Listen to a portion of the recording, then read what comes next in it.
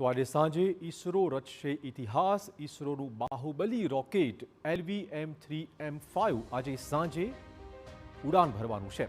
અવકાશમાં વિશાળ CMS-03 ઉપગ્રહને તે લઈ જશે.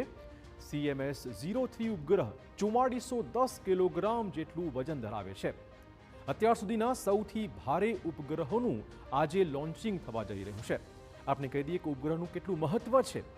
ઉપગ્રહ ભારતીય નૌકાદળ માટે સૌથી મહત્વનું સાબિત થવાનું છે. સમુદ્રી વિસ્તારોમાં સંચાર પ્રણાલી વધુ મજબૂત બનાવાશે. આ ઉપરાંત ઓપરેશન સિંદૂર જેવા મહત્વના અભિયાનોમાં પણ તે બહુ જ કારગર નીવડવાનું છે. બાહુબલી અને કેમ કહેવાઈ રહ્યું છે તેની વાત કરીએ.